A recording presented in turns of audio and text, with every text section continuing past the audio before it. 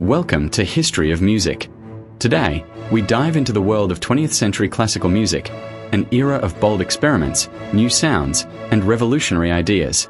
We will explore the history of this fascinating period and get to know the great names who changed the musical world. Let's begin. The 20th century brought many innovations and fresh technologies that transformed the world. Music, being an integral part of our lives, also underwent various changes. Classical music of the 20th century was no exception. Composers and performers, leaving old musical rules behind, discovered new dimensions of sound, bold themes, and radically new ways of expressing them. The Son of a Sugar Merchant. An Austrian story of talent. On a hot July day in the year 1860, in the small village of Kalat, located in Bohemian territory that at that time was part of the Austrian Empire, a future genius was born, the outstanding Austrian composer Gustav Mahler.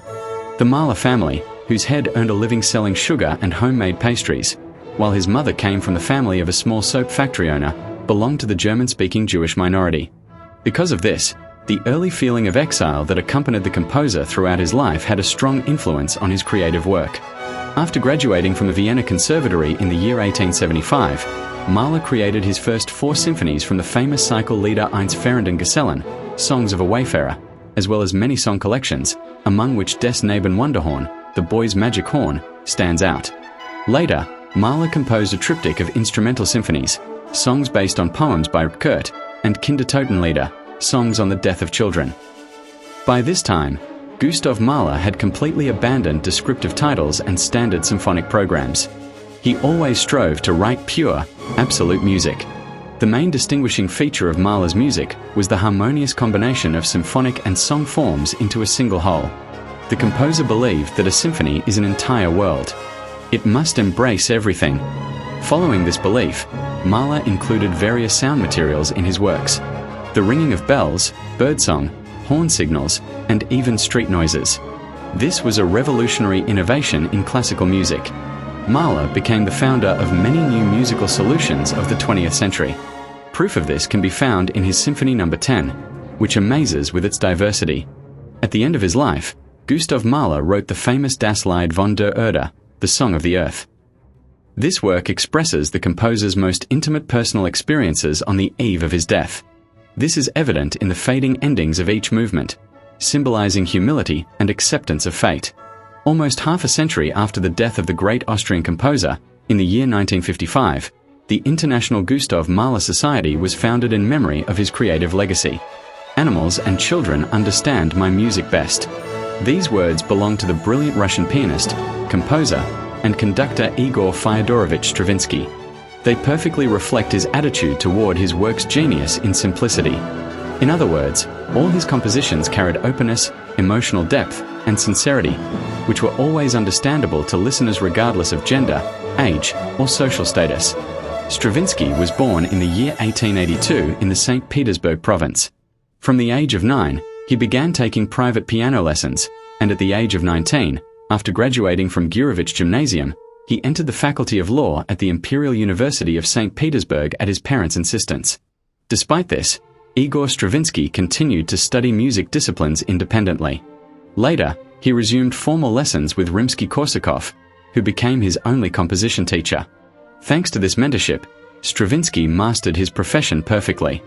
In the early years of the 20th century, under Rimsky-Korsakov's guidance, Stravinsky wrote his first compositions, a sonata and a scherzo for piano, as well as the Suite Faun and Shepherdess for voice and orchestra.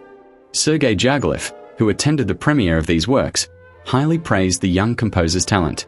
Soon after, Diaghilev invited Stravinsky to compose a ballet for Paris. Their collaboration produced 3 legendary ballets: Petrushka, The Firebird, and The Rite of Spring. Among his works, experts in 20th century academic music highlight the opera The Nightingale, based on Andersen's Tale, as well as The Soldier's Tale.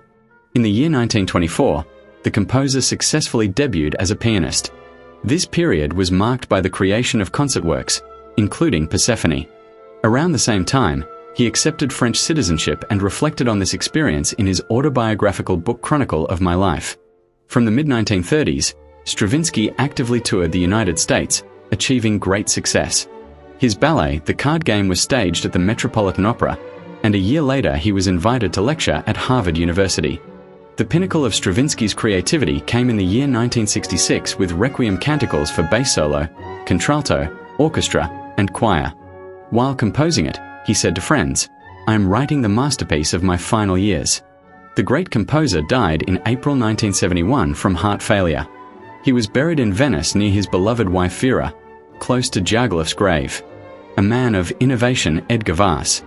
We now turn to Edgar Varèse, a French-American composer and one of the pioneers of concrete and electronic music. Classical music of the 20th century shattered stereotypes, and Varèse played a major role in this transformation.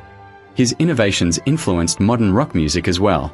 Varèse studied at the Schola Cantorum in Paris, the Turin Conservatory, and the Paris Conservatory. Among his teachers were Charles Widor, Albert Roussel, and Vincent d'Indy. In his youth, he was strongly influenced by Debussy. Interesting facts. The eccentric musician Frank Zappa was deeply influenced by Varèse. On his 15th birthday, Zappa called Varèse. Though they did not speak directly, Varèse later wrote him a letter, which Zappa treasured throughout his life. In December 1910, Varèse premiered his symphonic poem Burgundy, later destroyed for unknown reasons. In the year 1915, he moved to New York and befriended Marcel Duchamp. His famous work Amériques appeared in the year 1921. After a creative crisis, Varèse returned in the year 1954 with Deserts, using magnetic tape. In the year 1958, at the Brussels World Exhibition, he performed Poème électronique using 300 loudspeakers. Karlheinz Stockhausen, avant-garde leader. Karlheinz Stockhausen was born in the year 1928 near Cologne.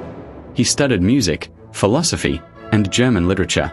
From the year 1952, he worked in Paris and later in the electronic music studio of West German Radio. He composed around 350 original works that influenced bands such as Kraftwerk, Cluster, and Harmonia. Classical music of the 20th century is more than violins and harps. It is a continuous search for new ideas, bold experiments, and revolutionary personalities. It reflects the spirit of an era when innovation became the foundation of art.